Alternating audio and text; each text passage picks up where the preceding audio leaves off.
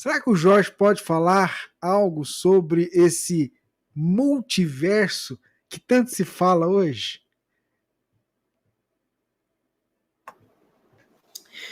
Na verdade, o que é que acontece? Hoje a ciência tem avançado nessas discussões sobre universos paralelos. Porque quando a gente fala assim, universo, o universo é infinito. Ele é infinito, mas ele é só é um. É universo.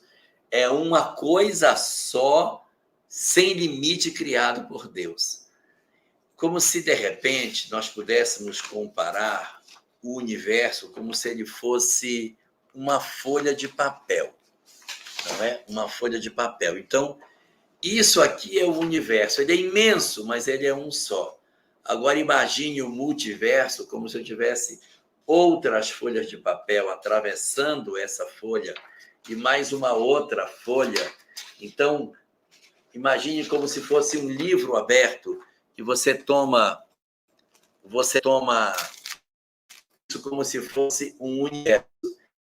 E você abre e você vê dimensões e mais dimensões distintas. Isso é um multiverso. Cada condições aqui apresentadas, cada um deles da nave, seria um universo distinto.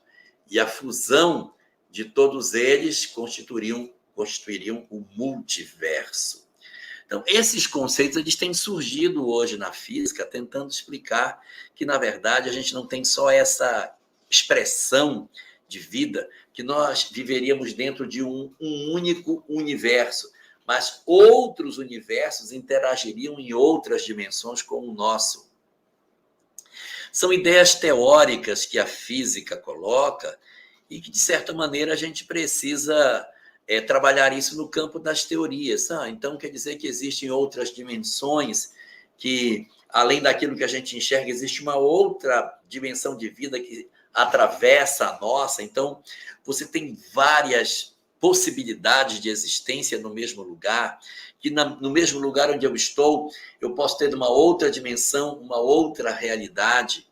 Então, há uma revisão muito profunda dos nossos conceitos, além do que o nosso próprio entendimento sobre o que seja micro e macrocosmos, às vezes também leva a algumas reflexões bastante interessantes. Existem algumas pessoas que pensam, observem. O átomo, ele é o quê? Um próton, um núcleo com uma eletrosfera em volta dele. E uma galáxia tem mais ou menos a mesma estrutura. Ela é uma estrutura nuclear central com uma multidão de estrelas em derredor, formando a galáxia. Olhando a similaridade de um átomo com uma galáxia, há aqueles que dizem que também quem garante que a nossa galáxia não é um átomo de um macrocosmos muito maior do que esse, e que nós seríamos, na verdade, uma pequenina parcela de uma vida muito maior, e que cada átomo, que é uma verdade, uma galáxia de uma outra dimensão mais embaixo. Então, existe uma série de teorias que surgem mostrando um desdobrar infinito do que seja a vida. Então, essas leituras do sentimento do universo, elas serão sempre conjecturas que são formadas a partir de teses que as pessoas propõem, porque o universo é sempre muito fascinante, por ele ser considerado infinito. Então, a gente fica olhando as potencialidades incomensuráveis que existem. Então, se um universo a gente já não consegue imaginar ele sendo infinito, que dirá um multiverso com várias dimensões, e essas camadas de desenvolvimento de galáxias serem átomos e átomos serem galáxias de outras dimensões diferentes, o quanto a vida se transforma numa coisa inimaginável na medida que a gente avança por essa direção.